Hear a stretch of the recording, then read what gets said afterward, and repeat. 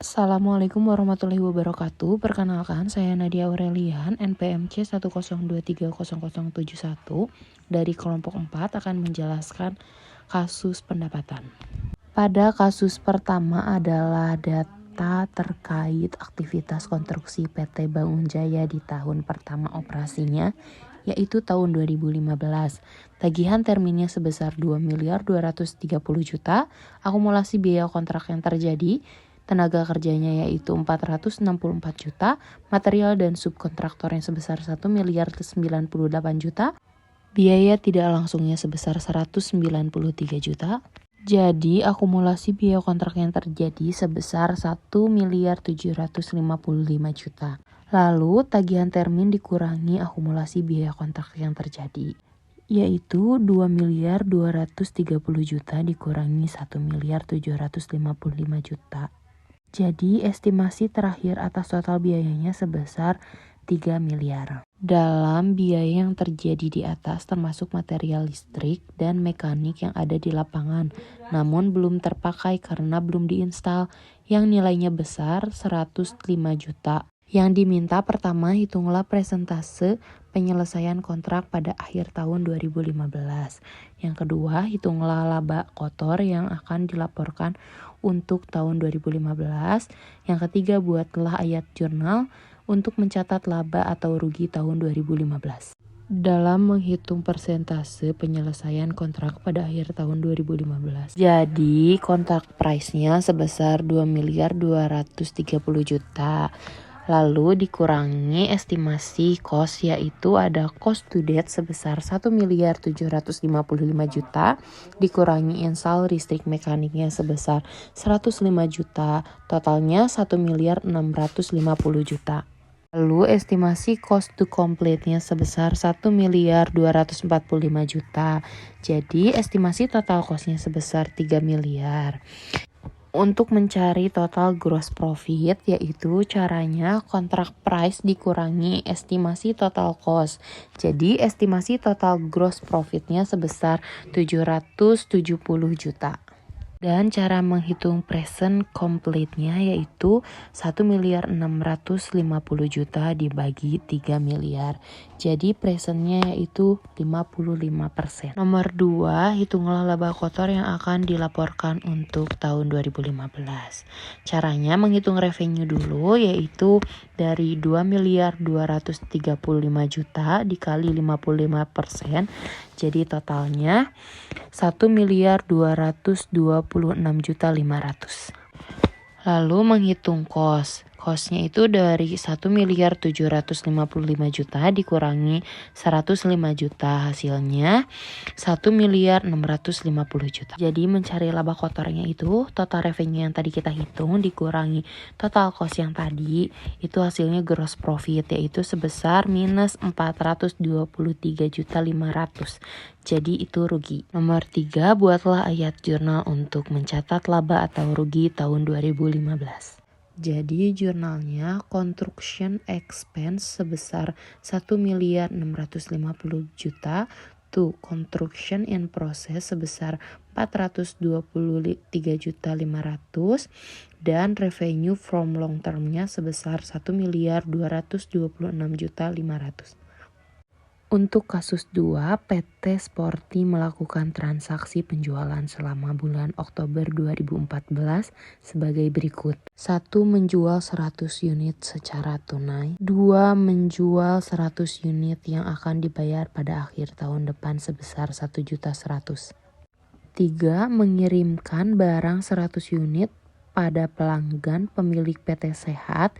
PT Sehat akan menggantikan sejumlah 100 unit. 4. Menukar 100 unit persediaan dengan komputer kantor yang memiliki nilai wajar sebesar 1.050.000. Yang diminta, jika diasumsikan bahwa suku bunga diskonto yang berlaku adalah 10%, maka buatlah ayat jurnal pencatatan yang diperlukan untuk setiap transaksi tersebut.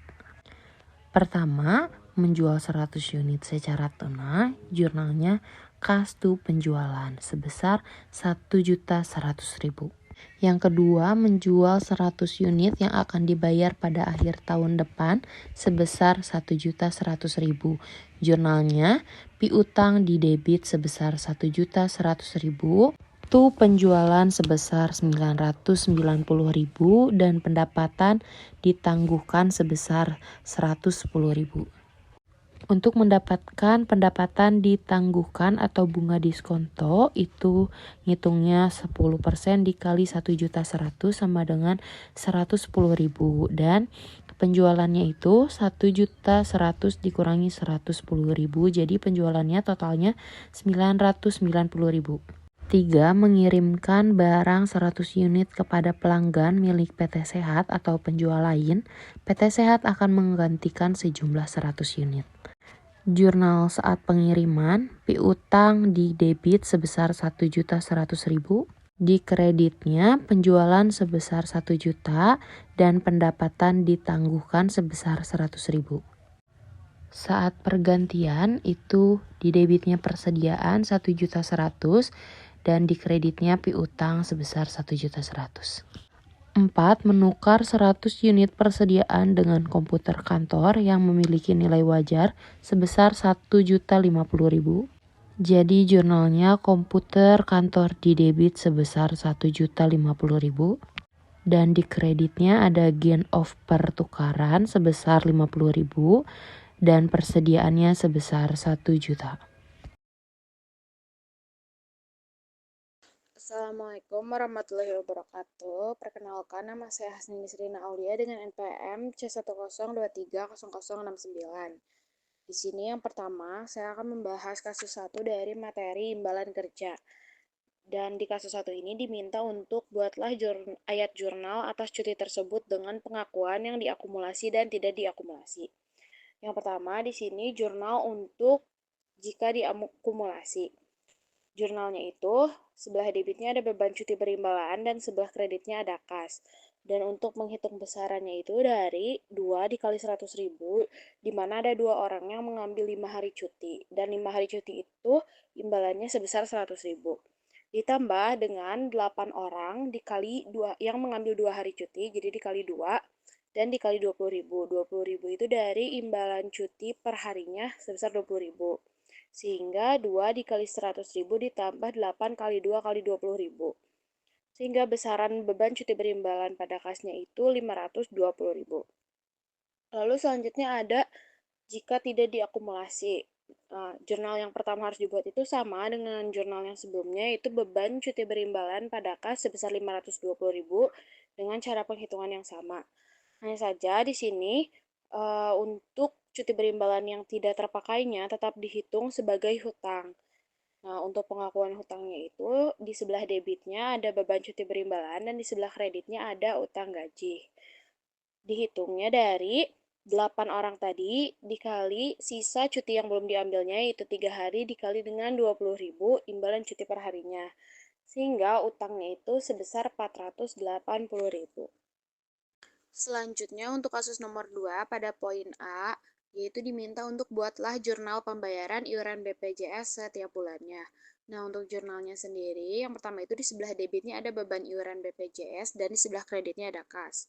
Untuk menghitung besaran beban iuran BPJS-nya, yaitu dengan mengalihkan antara si iuran BPJS per bulannya yaitu 150.000 per karyawan dikali dengan total karyawan yang ada yaitu 10 karyawan sehingga 150.000 dikali 10 karyawan sehingga beban iuran BPJS-nya itu sebesar 1.500.000. Lalu pada poin B yaitu diminta untuk buatlah jurnal pengakuan iuran BPJS jika PT Sejahtera baru membayar iuran sebesar 10% dari jumlah biaya yang harus dibayar. Nah, untuk jurnalnya itu di sebelah debitnya sama, ada beban iuran BPJS sebesar 1.500.000 dengan cara penghitungan yang sama seperti sebelumnya. Dan di sebelah kreditnya itu ada kas sebesar 150.000. Itu dari 1.500.000 dikali dengan iuran yang baru dibayar sebesar 10%, sehingga hasilnya 150.000. Lalu ada di sebelah kreditnya juga ada utang beban iuran BPJS yang masih harus dibayar yaitu sebesar 1.350.000 dari 1.500.000 dikurangi 150.000. Selanjutnya pada poin C diminta untuk buatlah jurnal pembayaran utang beban iuran BPJS pada poin B. Nah, untuk jurnalnya itu yang di sebelah debitnya ada utang beban iuran BPJS karena utangnya ini akan dihapus sehingga didebitkan. Dan di sebelah kreditnya itu ada kas. Dan untuk besarannya itu yaitu 1.350.000 sesuai dengan yang tertera pada poin B. Selanjutnya, untuk kasus nomor 3 pada poin A itu diminta untuk hitunglah nilai kini kewajiban imbalan akhir dan nilai wajar aset akhir tahun 2021. Yang pertama dihitung itu yaitu nilai kini kewajiban imbalan akhir, yaitu dari saldo awal ditambah biaya jasa kini ditambah biaya bunga dikurangi dengan imbalan ditambah dengan penurunan atau kenaikan kewajiban, yaitu sebesar 550.000 ditambah 70.000 ditambah 66.000 dikurangi 32.000 dan ditambah 32.000. Sehingga hasil dari nilai kini kewajiban imbalan akhir yaitu sebesar 686.000. Selanjutnya penghitungan untuk nilai wajar aset akhir yaitu dari saldo awal ditambah dengan hasil yang diharapkan ditambah dengan iuran dikurangi dengan imbalan dan dikurangi dengan selisih aktual atas harapan, yaitu 550.000 ditambah 82.500 ditambah 48.000 dikurangi 32.000 dikurangi 44.000. Sehingga hasil dari nilai wajar aset akhir itu sebesar 604.500. Lalu pada poin B diminta untuk buatlah perhitungan tabel koridor dan jurnalnya. Nah, untuk tabelnya ini, yang pertama itu ada saldo awal. Saldo awalnya ini disimpan di sebelah memo pada nilai kini kewajiban dengan minus 550.000 dan aset sebesar 550.000. Lalu biaya jasa kini di sebelah jurnal umum yaitu disimpan di sebelah beban sebesar 70.000 dan di sebelah memo dinilai kini kewajiban minus 70.000. Untuk biaya bunga itu hasil dari saldo awal dikali dengan biaya bunganya itu 12%, sehingga 550.000 dikali 12% menghasilkan 66.000. Jadi biaya bunganya ini disimpan di jurnal umumnya itu di beban 66.000 dan dinilai kini kewajibannya itu minus 66.000. Lalu untuk hasil yang diharapkannya itu dari saldo awal dikali dengan hasil yang diharapkannya itu 15%. Jadi 550.000 dikali 15% sebesar 82.500. Dan hasil yang diharapkannya ini disimpan di sebelah jurnal umum pada beban yaitu 82.500 minus 82.500 dan di sebelah memo yang di aset yaitu 82.500. Selanjutnya iuran yaitu disimpan di kas minus 48.000 dan di aset 48.000. Di sebelah imbalan yaitu nilai kini kewajiban 32.000 dan di aset minus 32.000. Dan di penurunan kenaikan atau kewajiban itu di sebelah nilai kini kewajiban minus 32.000 dan di aktuarial loss-nya 32.000.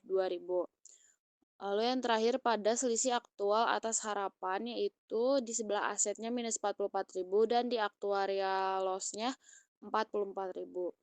Dan di sini tertera saldo akhirnya pada beban itu 53.500, pada kas minus 48.000, pada liabilitas minus 5.500. Lalu di saldo akhir yang memo nilai kini kewajiban sebesar minus 686.000, lalu asetnya 604.500 dan aktuarial loss-nya 76.000. Selanjutnya untuk jurnalnya yaitu di sebelah debit ada beban pensiun sebesar 53.500 dan di sebelah kreditnya ada kas 48.000 dan liabilitas jangka pendek 5.500 sesuai dengan data yang tertera pada tabel sebelumnya. Lalu di sini ada koridornya yaitu liabilitas dari nilai kini kewajiban yaitu minus 686.000 ditambah dengan aset programnya 604.500 dan ditambah dengan kerugian aktuaria yang belum diamortisasinya sebesar 76.000. Sehingga net liabilitas manfaat pensiunnya adalah minus 5.500. Selanjutnya pada poin C yaitu diminta untuk buatlah perhitungan tabel laba komprehensif dan jurnalnya. Yang pertama, di sini ada saldo awalnya yaitu sama 550.000. Cuma di sini disimpannya di nilai kewajiban minus 550.000 dan di aset 550.000. Lalu untuk biaya jasa kininya yaitu sebesar 70.000 sama seperti sebelumnya, disimpan di beban dan dinilai kini kewajiban. Untuk biaya bunga juga sama seperti tabel koridor yang sebelumnya. Dan untuk hasil yang diharapkannya juga sama penempatannya seperti tabel sebelumnya. Dan untuk iuran di sini juga sama seperti tabel sebelumnya. Imbalan juga sama seperti tabel sebelumnya. Nah, untuk penurunan atau kenaikan kewajibannya ini, kalau untuk di perhitungan tabel laba komprehensif itu, penurunan atau kenaikan kewajibannya disimpan di pendapatan komprehensif sebesar 32.000 dan dinilai kini kewajibannya minus 32.000. Begitu juga dengan selisih aktual atas harapan, yaitu sebesar 44.000 disimpan di pendapatan komprehensif dan di sebelah asetnya minus 44.000. Sehingga saldo akhir dari bebannya itu sebesar 53.500 sama seperti sebelumnya. Dan saldo akhir kasnya itu minus 48.000 sama juga seperti sebelumnya. Hanya di sini ada saldo akhir dari pendapatan komprehensif sebesar 76.000. Dan untuk liabilitasnya di sini saldo akhirnya itu minus 81.500. Lalu saldo akhir nilai kini kewajibannya minus 686.000 dan saldo akhir asetnya itu 604.500. Nah, selanjutnya untuk jurnalnya yaitu sebelah debitnya ada beban pensiun sebesar 53.500, lalu ada pendapatan atau rugi komprehensif lain sebesar 76.000. Dan di sebelah kreditnya itu ada kas sebesar 48.000 dan liabilitas sebesar 81.500. Lalu untuk koridornya ini si jurnalnya liabilitas yang pertama ada nilai kini kewajibannya yaitu minus 686.000 ditambah dengan aset programnya 604.500 sehingga net liabilitas manfaat pensiunnya ini minus 81.500 dan di ekuitasnya ini ada pendapatan komprehensif lain sebesar 76.000 sesuai dengan data di tabel laba per komprehensif yang sebelumnya dijelaskan.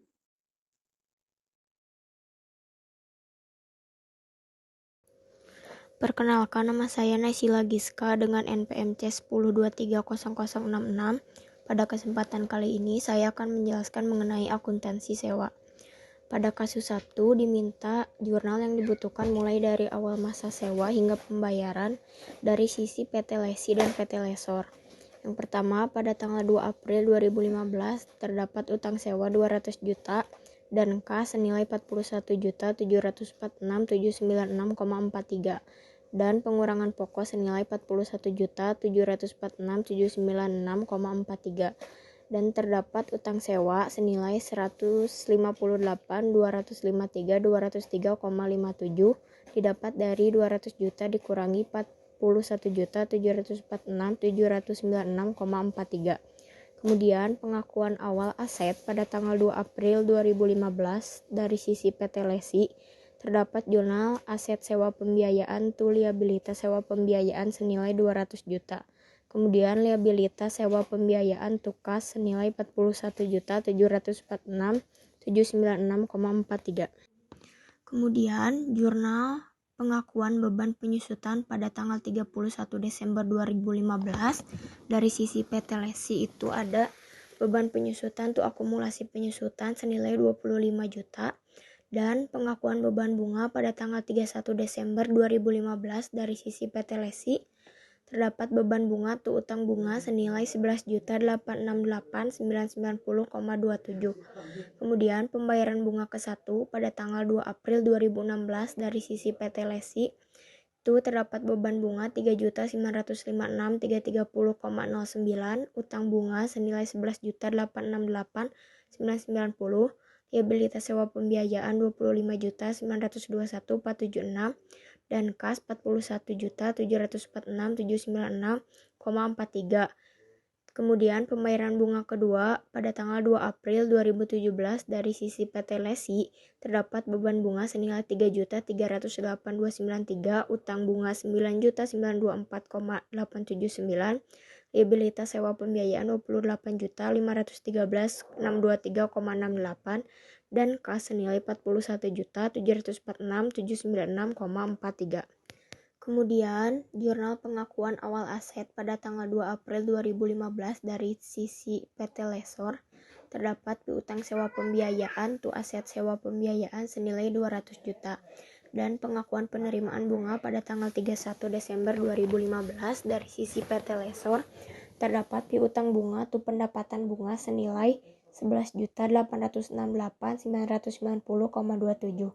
Kemudian penerimaan bunga ke-1 pada tanggal 2 April 2016 dari sisi PT Lesor terdapat kas senilai 41.746.796,43, piutang bunga 11.868.990, pendapatan bunga 3.956.330,09, piutang sewa pembiayaan 25.921.476,07.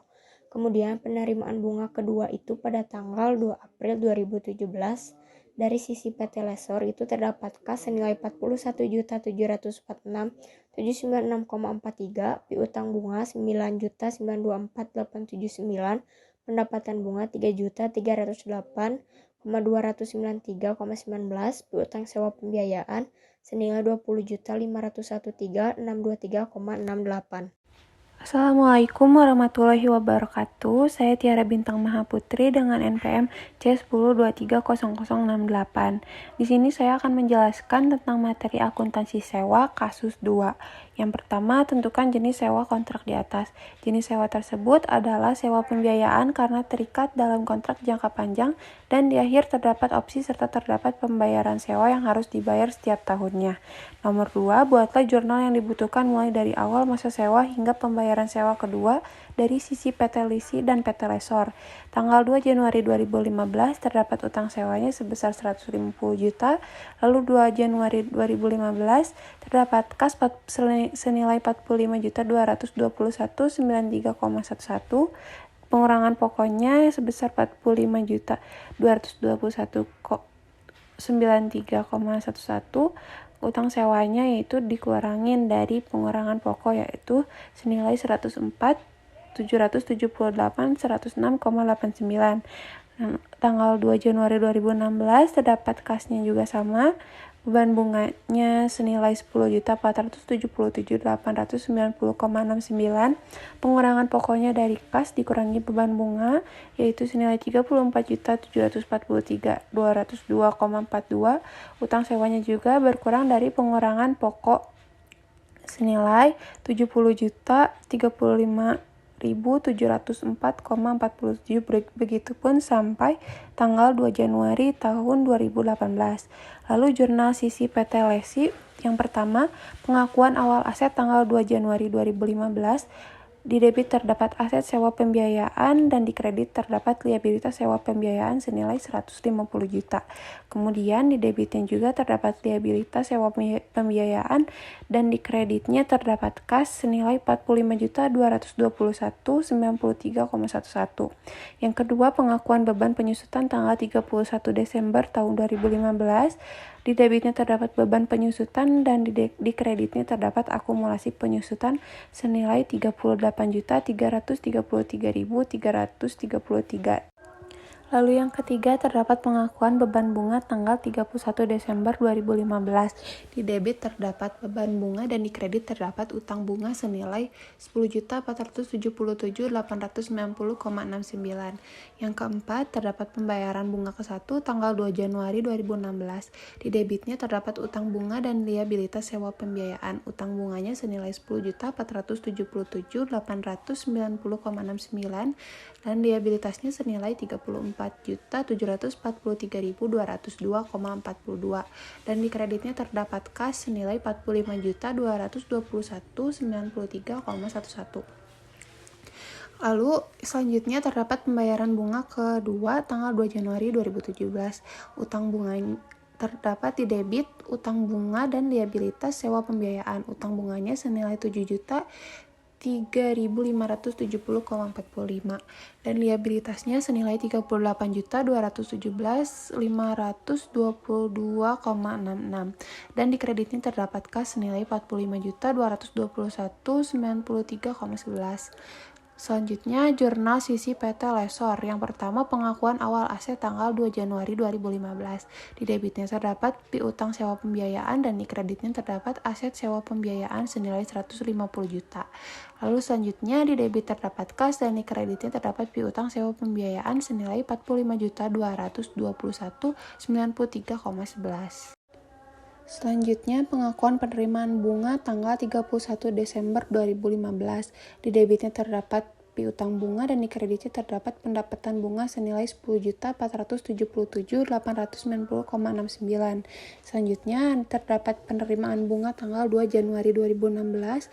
Di debitnya terdapat kas dan di kreditnya terdapat piutang bunga dan piutang sewa pembiayaan.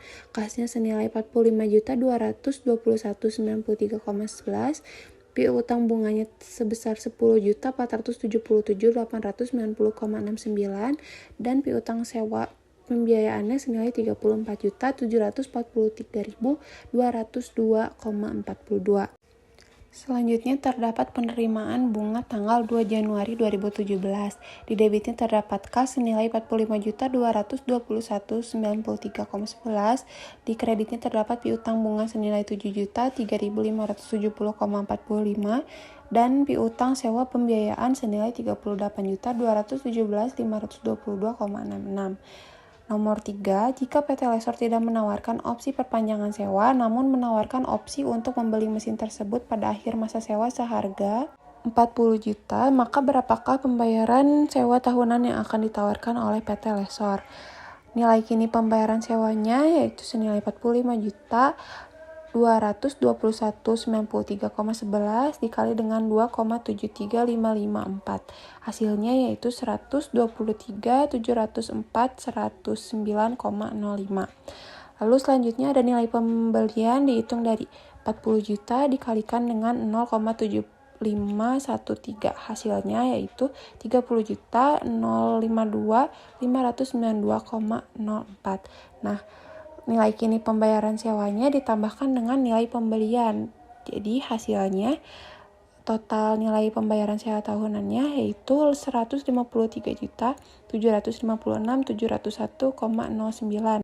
Jadi nilai pembayaran sewanya yaitu dari hasil total nilai pembayaran sewa tahunan senilai 153.756.701,09 dibagi dengan 2,73554 hasilnya yaitu 56.207.074,69.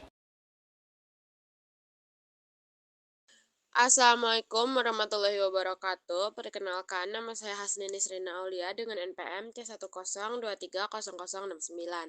Di sini yang pertama saya akan menjelaskan tentang kasus 1 dengan soal hitunglah nilai beban depresiasi pada akhir tahun 2015 atas mesin tersebut. Yang pertama, di sini kita harus mencari besaran depresiasi tiap tahunnya, yaitu dari harga mesin tersebut dikurangi dengan nilai residunya, yaitu 1.200.000.000 dikurangi 200 juta, lalu dibagi dengan masa manfaat mesin tersebut yaitu 25 tahun, sehingga besaran depresiasi tiap tahunnya adalah 40 juta. Selanjutnya kita menghitung depresiasi dari tahun 2010 sampai 2015, yaitu dengan mengalihkan besaran depresiasi tiap tahunnya dikali dengan jangka waktunya, yaitu 40 juta dikali dengan jangka waktu dari 2010 sampai 2015 yaitu 6 tahun. Sehingga beban depresiasi pada akhir tahun 2015 yaitu sebesar 240 juta. Selanjutnya di sini saya akan menjelaskan kasus 2 nomor 1, yaitu hitunglah laba bersih PT Elang apabila menggunakan metode FIFO. Yang pertama kita harus menghitung laba bersih PT Elang setiap tahunnya mulai dari tahun 2012, yaitu dengan menambahkan laba bersih ditambah dengan selisih dari persediaan akhir menggunakan metode FIFO dan metode average. Di sini di tahun 2012 yaitu laba bersihnya sebesar 900 juta ditambah dengan 75% dikali 20 juta. Dikarenakan adanya pajak 25% sehingga dikalinya 75% dan 20 juta itu dari selisih antara persediaan akhir metode FIFO dan metode average. Sehingga pada tahun 2012 laba bersihnya itu sebesar 915 juta. Selanjutnya pada tahun 2013 yaitu laba bersihnya sebesar 1.250 juta ditambah 75% dikali 30 juta dari selisih persediaan akhir FIFO dan average. Sehingga laba bersih tahun 2013 adalah 1.272 juta. Selanjutnya pada tahun 2014 yaitu laba bersihnya sebesar 1.400 juta ditambah 75% dikali 40 juta dari selisih persediaan akhir FIFO dan average. Sehingga laba bersih pada tahun 2014 itu sebesar 1.430 juta. Dan yang terakhir pada tahun 2015 yaitu laba bersihnya sebesar 1.650 juta ditambah 75% dikali 50 juta dari selisih antara persediaan akhir metode FIFO dan metode average. Sehingga laba bersih PT Elang pada tahun 2015 apabila menggunakan metode FIFO sebesar 1.687.500.000. Assalamualaikum warahmatullahi wabarakatuh. Saya Nadia Aurelian dengan NPMC 102300771 izin menjelaskan kasus 2.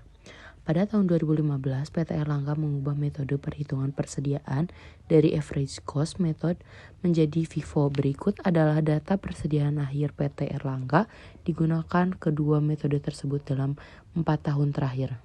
Pada kasus 2 nomor 2, itu jika perusahaan tahun 2015 mengubah metode persediaan dari rata-rata ke metode FIFO, bagaimana dampak perubahan tersebut dalam laporan keuangan komparatif. Perubahan dalam laporan angka komparatif adalah perubahan dalam laporan keuangan komparatif metode FIFO 2015 dilaporkan posisi keuangan aset lancar persediaan sebesar 500 juta, laporan laba ruginya sebesar laba bersihnya sebesar 687.500.000. Metode rata-rata 2019-nya pada aset lancar persediaannya sebesar 450 juta dan laporan laba rugi laba bersihnya sebesar 1.650 juta. Nomor 3, bagaimana perubahan tersebut disajikan dan diungkapkan dalam laporan keuangan. Penyajian perubahan dalam laporan keuangan dilaporkan secara retrospektif, artinya perusahaan menyusun kembali laporan keuangan dengan metode baru, yaitu dengan mengubah data persediaan dalam laporan posisi keuangan dan laba bersih di laporan laba rugi dengan data persediaan berdasarkan metode perhitungan FIFO. Nomor 4, termasuk dalam perubahan jenis apakah kejadian di atas? Bagaimana standar akuntansi mengharuskan pelaporan yang paling baik atas perubahan tersebut dalam laporan keuangan? Jadi perubahan yang terjadi dalam PT Elang merupakan perubahan prinsip akuntansi, yaitu perubahan dalam metode penilaian persediaan. Karena saat ini PT Elang mengubah perhitungan persediaan menggunakan metode rata-rata. Perkenalkan, nama saya Naysila Giska dengan NPMC 102300066. Pada kesempatan kali ini saya akan menjelaskan mengenai kasus 3A. Metode apa yang digunakan oleh PT Adaro untuk menghitung beban penyusutan adalah M. PT Adaro menggunakan metode garis lurus untuk menghitung beban penyusutan aset tetapnya. Metode ini diterapkan dengan mempertimbangkan estimasi masa manfaat dan nilai sisa dari setiap kelas aset tetap. Kemudian yang B, beberapa masa manfaat aset berwujud yang dimiliki oleh PT Adaro. Yang pertama itu ada bangunan 10-30 tahun, infrastruktur 4-30 tahun, pembangkit listrik 25 tahun, mesin, peralatan operasional dan kendaraan 4-30 tahun, kapal 5-25 tahun, peralatan kantor 2-8 tahun, jalan dan jembatan 10-20 tahun. Kemudian yang C, perubahan metode penyusutan dan masa manfaat PT Adaro itu, metode penyusutan menjadi metode saldo menurun dan memperpanjang masa manfaat pembangkit listrik menjadi 30 tahun. Perubahannya itu, pada perhitungan beban penyusutan, metode saldo menurun akan menghasilkan beban penyusutan yang lebih tinggi pada awal masa manfaat aset dan menurun seiring waktu.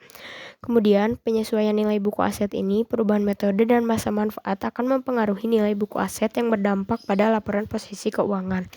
Kemudian pengungkapan dalam laporan, perusahaan harus mengungkapkan alasan perubahan metode dan masa manfaat, serta dampaknya terhadap laporan keuangan. Saya Tiara Bintang Mahaputri dengan NPMJ 10230068. Di sini saya akan menjelaskan kasus 3 nomor D, E, dan F. Yang nomor D, pertanyaannya bagaimana pelaporan perubahan kebijakan akuntansi pada poin D secara retrospektif dan prospektif. Pada retrospektif, jika perubahan kebijakan akuntansi diterapkan secara retrospektif, perusahaan harus menyesuaikan laporan keuangan periode sebelumnya seolah-olah kebijakan baru telah diterapkan sejak awal. Hal ini memerlukan penyesuaian terhadap saldo aset, kewajiban, dan ekuitas untuk periode terawal yang disajikan. Selanjutnya pada prospektif, jika diterapkan secara prospektif, perubahan hanya memengaruhi transaksi atau peristiwa yang terjadi setelah tanggal perubahan kebijakan laporan keuangan periode sebelumnya. Tidak perlu disesuaikan, tetapi perusahaan harus mengungkapkan dampak perubahan tersebut pada periode berjalan dan periode mendatang. Lalu selanjutnya yang E, analisis peningkatan beban penyusutan tanpa penambahan aset tetap. Jika perusahaan meninjau kembali dan mengurangi estimasi masa manfaat atau nilai sisa aset, beban penyusutan tahunan akan meningkat. Jika terjadi penurunan nilai aset, nilai tercatat aset akan diturunkan dan beban penyusutan dapat meningkat akibat penyesuaian tersebut. Dan jika perusahaan mengubah metode penyusutan, misalnya dari metode garis lurus ke metode saldo menurun, hal ini dapat menyebabkan peningkatan beban penyusutan. Selanjutnya pada nomor F, pentingnya konsistensi dalam penerapan kebijakan akuntansi. Konsistensi dalam penerapan kebijakan akuntansi penting untuk memastikan bahwa laporan keuangan dapat dibandingkan dari periode ke periode. Hal ini membantu pemangku kepentingan dalam analisis kinerja perusahaan secara akurat. Perubahan kebijakan akuntansi yang tidak konsisten dapat menimbulkan kebingungan dan mengurangi kepercayaan terhadap laporan keuangan.